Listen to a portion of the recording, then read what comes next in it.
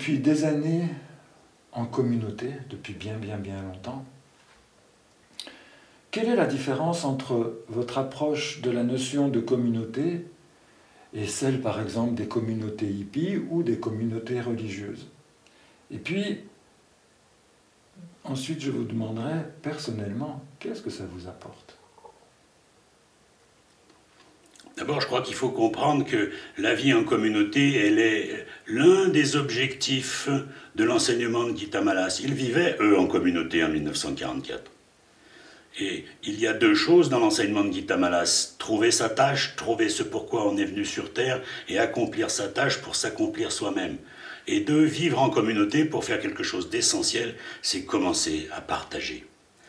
Partager, c'est le mot du siècle qui vient. Si nous n'apprenons pas à partager, nous resterons de plus en plus ignobles par rapport aux SDF, de plus en plus ignobles par rapport aux migrants, de plus en plus ignobles par rapport à la misère que nous générons sur Terre. Le début de moins participer à cette ignominie, c'est vivre en communauté pour partager le bas et donc moins gaspiller. On n'a pas besoin d'avoir 5 voitures quand on est 5 dans une communauté. Ça fait déjà 3 voitures de moins. On n'a pas besoin d'avoir une quantité de choses, d'aspirateurs. Quand on est en communauté, un aspirateur suffit pour la communauté au lieu de 5 aspirateurs. Il y a une consommation qui devient plus juste dans le partage du bas. Et puis, dans les communautés de l'enseignement de Gita Malas, en haut, il y a les dialogues avec l'ange.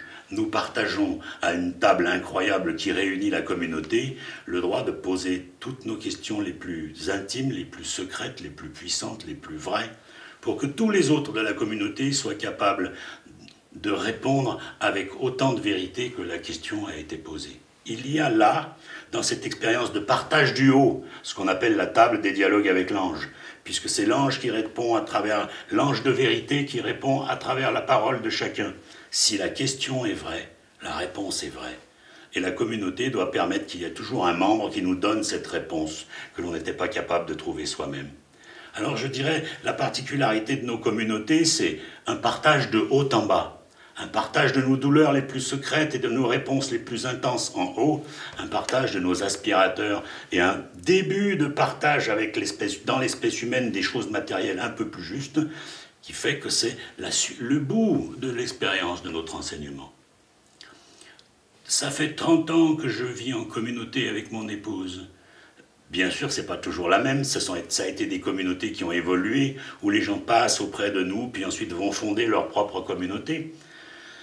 Je dois dire que la manière dont ça incite au meilleur de vivre ensemble, en dehors de ceux qu'on a choisis et de ceux qu'on aime, puisque généralement dans les communautés on ne choisit pas les gens avec qui on vit, la manière dont ça se passe fait qu'il y a une stimulation à être meilleur, une stimulation à la prière, une stimulation à la pratique.